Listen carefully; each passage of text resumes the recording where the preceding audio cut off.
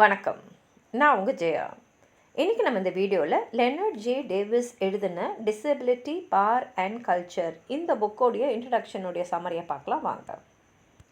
இப்போ நம்ம பார்க்க போகிறது அவர் எழுதின த டிசபிலிட்டி ஸ்டடீஸ் ரீடரில் இருக்கக்கூடிய இன்ட்ரடக்ஷனுடைய சம்மரியை தான். லெனர்ட் ஜே டேவிஸ் யாருன்னா, இந்த டிசபிலிட்டிஸ்னால் ஒரு இயலாமையோடு இருக்கிறவங்க, ஏதோ ஒரு பாதிப்பு உடல் உபாதையில் இருக்கிறவங்க, ஒரு உடலில் ஒரு குறைபாடு இருக்கிறவங்க தான் டிசபிலிட்டி அப்படின்னு சொல்லுவோம். அதில் அவர் கல்ச்சர் அண்ட் பவர் ஸ்ட்ரக்சர்ஸோடு சேர்ந்து இந்த இயலாமையோடு இருக்கிறவங்களுடைய ஒரு ஸ்டடீஸை ஒரு இன்டர்செக்ஷனாக அவர் ஆராய்ச்சி பண்ணியிருக்காரு.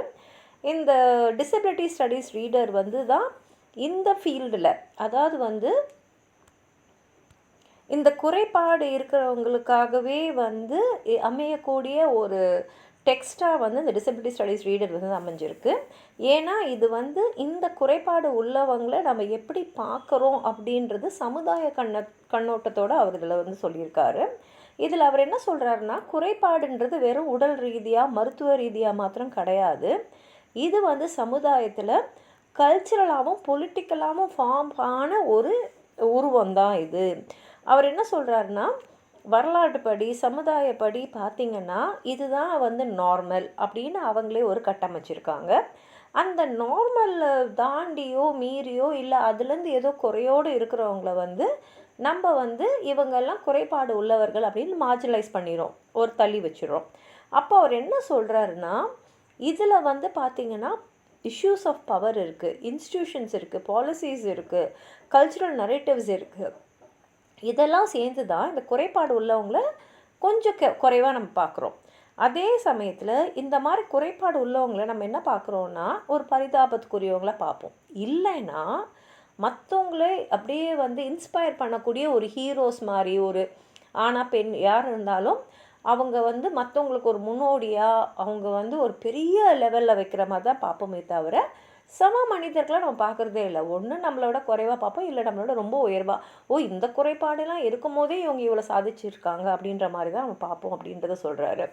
அதே மாதிரி குறைபாடு உள்ளவங்களை இலக்கியத்தில், படங்களில், மீடியாவில் எப்படி காட்டுறாங்க அப்படின்றதையும் இவர் ஆராய்ச்சி செஞ்சுட்டு அவர் என்ன சொல்கிறாருன்னா, ஒன்று அவங்க ஒரு பரிதாபத்துக்குரிய பரிதவிச்சுன்னு இருக்கக்கூடிய உதவிக்கு யாருமே இல்லாத ஒரு அன்னாதரவாக இருக்கிறவங்களா காட்டுறாங்க, இல்லைன்னா எக்ஸ்ட்ராடனரி ஹீரோஸை தான் காட்டுறாங்க. அப்போ அவர் என்ன சொல்கிறாருன்னா, இதெல்லாம் வேண்டாம், அவங்கள ரியலிஸ்டிக்காக காட்டுங்க. அப்போ தான் அவங்களுடைய தினசரி வாழ்க்கையில் இந்த குறைபாடு உள்ள ஒரு தனிப்பட்ட மனிதர்களோட அனுபவத்தை மற்றவங்களும் தெரிஞ்சுக்க முடியும் அப்படின்றாரு. அப்படி பார்க்கும்போது இந்த புஸ்தகத்தோட இன்ட்ரடக்ஷனில் இந்த குறைபாடுன்றது வெறும் ஒரு மெடிக்கல் இஷ்யூ இல்லை, இது ஒரு கல்ச்சுரல் அண்ட் பொலிட்டிக்கல் இஷ்யூன்னு சொல்லிட்டு அந்த நோக்கி நவுத்துட்டு அவர் என்ன சொல்கிறாருன்னா, இவங்களையும் நமக்கு சமமாக பாருங்கள், நமக்கு கிடைக்கிற எல்லாமே அவங்களுக்கும் கிடைக்கணும், அவங்களுக்கும் ஒரு மரியாதை இருக்கணும், அவங்களுக்கும் ஒரு ரெக்கக்னிஷன் இருக்கும், அங்கீகாரம் இருக்கணும்.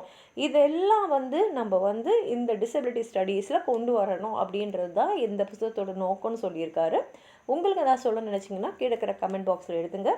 இந்த வீடியோவை லைக் பண்ணுங்கள், உங்கள் ஃப்ரெண்ட்ஸோடு ஷேர் பண்ணுங்கள். சப்ஸ்கிரைப் பண்ணாதவங்களாம் ப்ளீஸ் சப்ஸ்கிரைப் பண்ணி சப்போர்ட் பண்ணுங்கள். நன்றி.